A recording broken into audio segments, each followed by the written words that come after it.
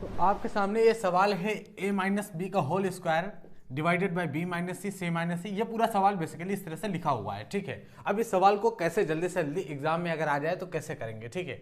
अब एक चीज देखो, आपने एक फॉर्मूला पढ़ रखा होगा, A cube plus B cube plus C cube minus 3ab ये बराबर होता है a plus B plus C times A square plus B square plus C square minus A B minus B C minus C A के बराबर। यह formula आपने पढ़ा होगा, ठीक है।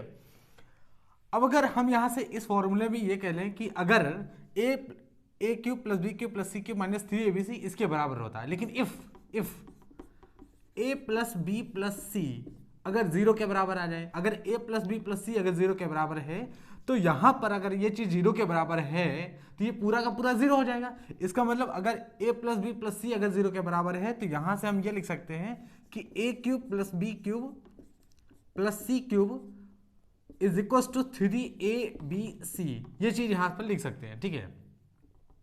ये बी है, A cube plus B cube plus C cube is equal to 3abc कब होता है? जब a plus B plus C zero के बराबर होता है। इस फॉर्मूले की हेल्प से हमने ये चीज जानी कि A cube plus B cube plus C cube बराबर होता है 3abc के, जब a plus B plus C zero के बराबर होता है।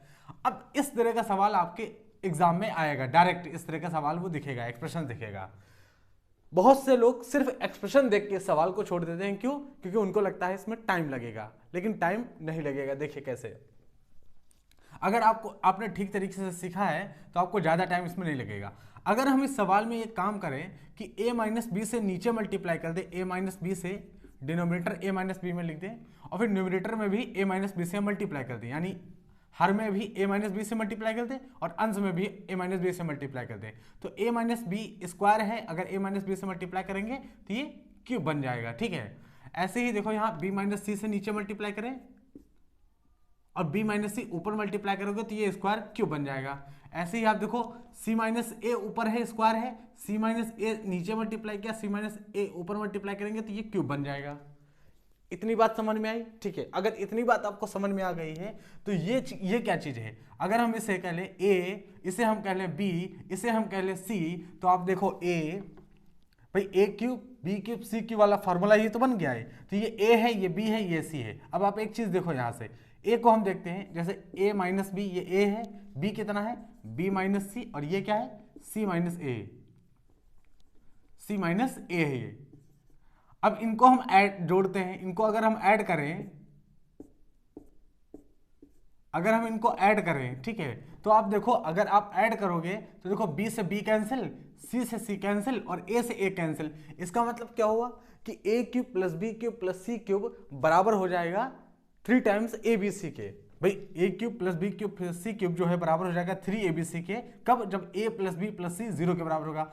हमने a plus B plus C अगर निकाला तो हमने देखा कि जीरो के बराबर आ गया, तो इसका मतलब क्या हुआ कि इस वाले एक्सप्रेशन को, क्योंकि अब देखो एलसीएम बराबर हो चुका है, यहाँ पर तीनों चीजें बराबर हो चुकी हैं, तो हम इस वाले एक्सप्रेशन को क्या लिख सकते थे? यहाँ पर ऐसे लिख सकते हैं, a माइनस बी का पावर 3 प्लस b माइनस सी की पावर 3 यानी क्यूब, और c माइनस ए का क्यूब, और नीचे क्या है? नीचे है a minus B, b minus से c माइनस ए, तो a minus B, b minus C, c minus A. तो a क्यूब, अब a plus B plus C zero के बराबर आ रहा है, तो इसे हम क्या लिख सकते हैं? इस वाले एक्सप्रेशन को 3abc लिख सकते हैं। 3a यानी a माइनस बी,